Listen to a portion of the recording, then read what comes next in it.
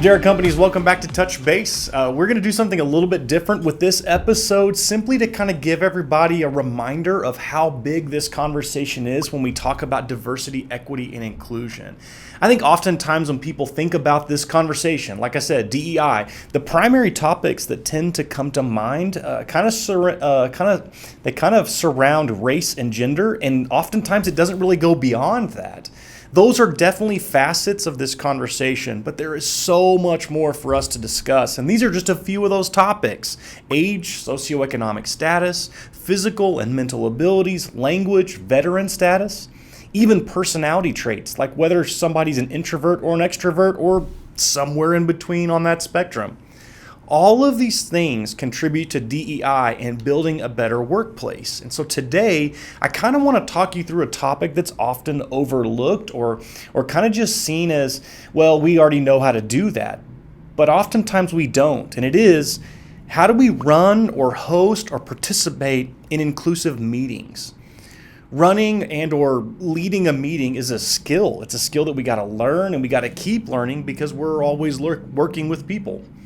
But there is also an intentionality for every team member because we all play a role in the dynamics of that meeting. Each of us contributes to the teams and to the meeting's healthiness, or even sometimes it's hurtfulness or inefficiency. So I want to give you a few foundational tips for having inclusive and healthy meetings.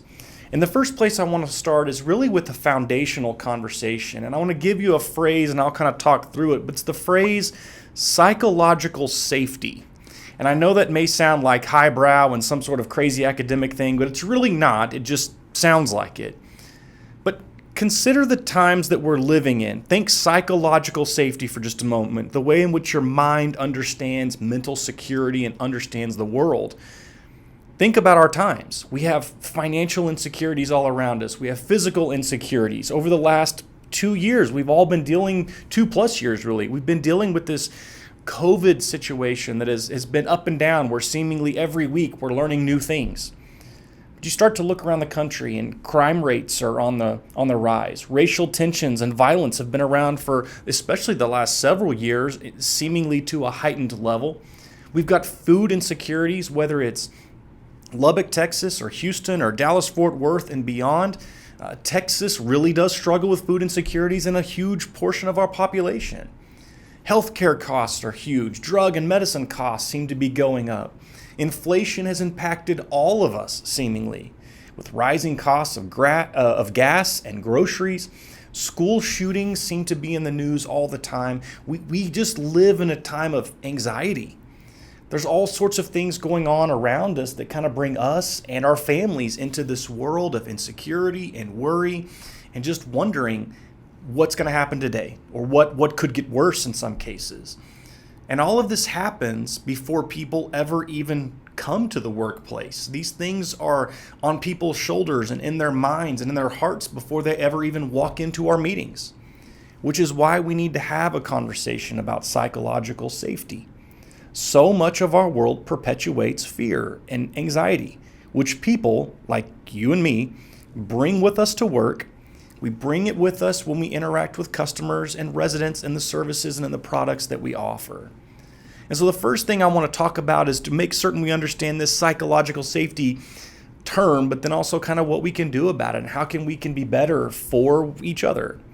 It's simply the understanding that each of us can share our thoughts and opinions, that we can disagree with one another on a host of issues, that we can share different belief systems, that we can ask questions, even the naive questions, that we can challenge assumptions, challenge the status quo, and we can be our full selves without being excluded, without being embarrassed, without being ostracized or punished or ignored, or having our own reputation damaged just because we're different or see things a little bit differently. We're talking about people getting to be full contributors to their teams and to the company's mission or the department's successes. And for that, each of us need psychological safety. We need to know that we can do that, to be our full selves and to be a full contributor. Now note, this is important. there's a caveat I need to put in here. If you treat people badly, if you do things that do not promote the health of others, there are consequences for that. This is not the same conversation. We're not talking about people being destructive or being a destructive force to their teams. We're talking about honoring the uniqueness of everybody and valuing differences for the sake of better team dynamics, for better products, for better customer and resident relations.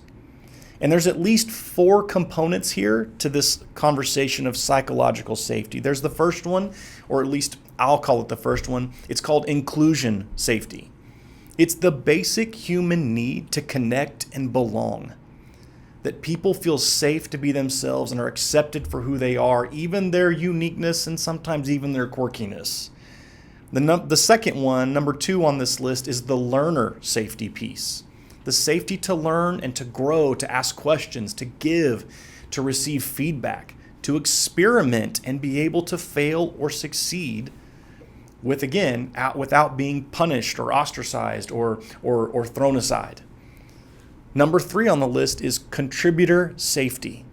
It satisfies the need that each of us have to make a difference, to use our own skills and abilities to make a meaningful impact, not just for our team, but for the mission at hand and for the communities around us. The last of the 4 that I'll kind of give you is the challenger safety. And again, this challenger safety, it satisfies the need to make things better, to challenge the status quo. Even if we're wrong, just being able to challenge it a little bit for the sake of learning and growing and being able to kind of go back and forth with one another in an effort to make things better.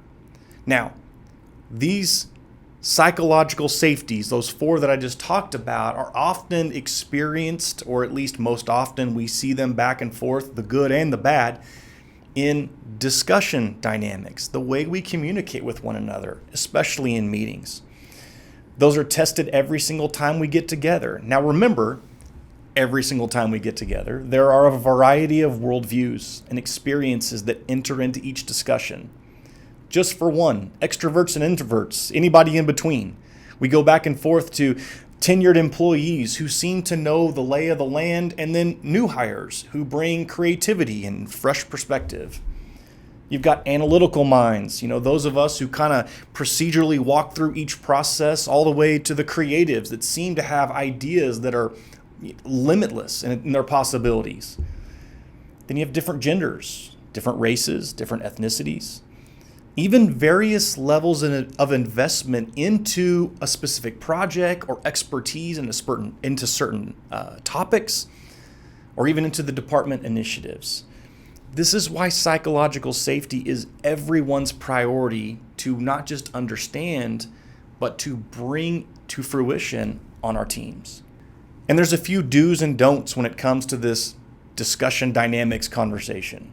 When possible, prioritize sending out an agenda before the meeting.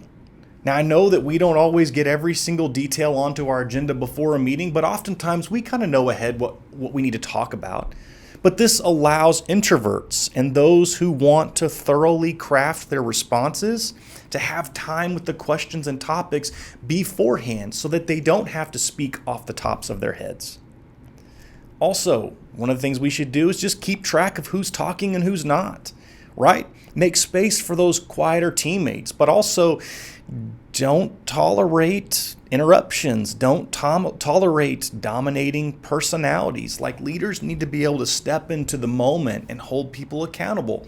And oftentimes it's not that somebody's being domineering on purpose. Oftentimes they're just excited about the conversation, excited about the idea. But what can often happen is the quieter ones in the room, the ones that maybe weren't given the agenda ahead of time, don't speak. They don't contribute because somebody's talking too much, or they've, again, not been given the conversation ahead of time. Another part of this bringing inclusivity to the meeting is just giving credit to the right people, highlighting folks for their contributions. It's one of those things that happens a lot, especially going back to the same conversation with quieter people. They bring an idea up, and then those of us, myself included, who tend to speak off the tops of our heads, can grab a great idea and run with it. But then what needs to happen is somebody needs to step up and tell so-and-so, the quieter person in the room, Thank you so much for that idea. That meant a lot to our team and to the direction of where we're going. It creates a dynamic of honor for good work. This is a big deal. Another thing is have someone take notes, right? I mean, I can't tell you how many times I've been in a meeting and we're missing somebody. And then what happens when the meeting is over if somebody's not taking notes? If somebody's not giving them kind of a rundown, is they feel like they weren't really a participant, and the next time we go forward with a project, it's like they've got to play catch up. And so take a few notes, as a leader over the meeting or in the meeting, call so-and-so or send them an email and say, hey, just wanted you to know, here are the things you missed. Here's kind of what we talked about. I want to make certain that you're caught up with the rest of us. One of the big inclusion dynamics that we have to navigate is having some of our people in the room while maybe one or two or more are out of town. And oftentimes this can make that remote teammate or teammates feel even more isolated simply because they're watching their team collaborate and interact together while they're kind of a fly on the wall. And so here are some ideas to help them feel more included. On a semi-regular basis, why not consider having everyone join if they can? Have everyone join the meeting by video. Even if a good amount of you are already in the same area, in the same place, in the same location, maybe even able to gather in the same conference room, still maybe have everybody join by video sometimes because it reinforces we're all on the same level playing ground, and it keeps people thinking about how they communicate well, especially with those who are working remotely. If it's possible and appropriate, have everyone turn their video cameras on just so we can have face-to-face discussion, for the meeting. So I can see the way you smile and I can hear the way you laugh. And I can see, even kind of the frustration in your face sometimes so that I know like, okay, that's not an idea they liked. But for the sake of camaraderie, it's important that we see each other's faces and those body language things and facial expressions. For those who can't attend a meeting, especially when we have these tools, these apps like Zoom or Google Meet or whatever else, each of them has a record feature where we can record all of the meeting and then email it out with the meeting notes to those who weren't a part of it. And then at least gives them an opportunity, at least tells them, hey, we missed you, we thought about you, that's why we recorded the meeting. It continues to express our desire that they be included in all the things that we're doing. When some of the team are gathered physically together with others working remotely, we need to make certain that the team faces the camera and the microphone when we're presenting or when we're giving feedback or giving a comment. It's lonely knowing the group is talking but not feeling a part of the meeting, especially when you're looking at people talk but you can't really see their mouths move and maybe it's not picking up all of the volume, and the next thing you know you're looking at the group going, I have no idea what's going on. That's something we can do to make things better. It offers our teammates and those folks who are remote the same respect and opportunity to be a part of what we're doing. And then when they get a chance to speak, we need to turn our faces towards the camera so that they know, hey, you're hearing me. You're a part of what I'm a part of what you're doing. Now the last thing is, and I want to say a couple of different things to the leaders.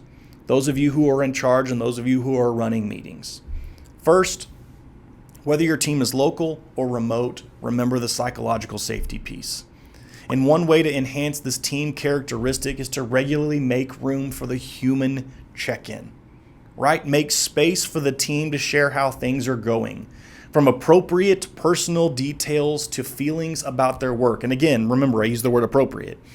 But make space for the human check-in, for the human piece of this. People are people. Our people are bringing all sorts of phenomenal resources and skill sets to their respective departments, but they're also more than resources to be used. Again, they're people with all sorts of things going on. We're all going through much of the same psychological safety issues. The second thing that I want to challenge you with as a leader is you need to be wise and emotionally intelligent as you lead your teams. There are times for you to have round table discussions with round table dynamics where everybody just gets to collaborate together and we get to draw upon one another's energy and creativity. And everybody seems to be, again, it's round table, so everybody's on the same playing field. But there are also times where you, as the leader, the supervisor, the manager, you need to sit at the head of the table, to kind of flip the analogy around. You need to determine direction for the team. In order for a team to experience great leadership and inclusion, as a leader, you have to navigate, again, wisely and with emotional intelligence. When is it time for you to be the round table collaborator, and when is it time for you to be at the head of the table and to lead? Now, again, this is just a short insight into how we have meetings that are healthy and helpful with diversity, equity, and inclusion. And I hope you see, again, it's far more than us having conversations about race and gender policies. It includes those two facets, but again, it's so much more. So the next time you have a meeting, think about those sitting across the table. Think about those sitting maybe on the other side of the state, maybe even on the other side of the nation. Think about them and what does it look like to make certain that they feel like they have a place of belonging, that their voice matters. And if each of us do that, I guarantee you we will have inclusive environments, inclusive spaces. And I also guarantee you our dynamics, the growth that we have in each of our departments will be so much better. Have a great week.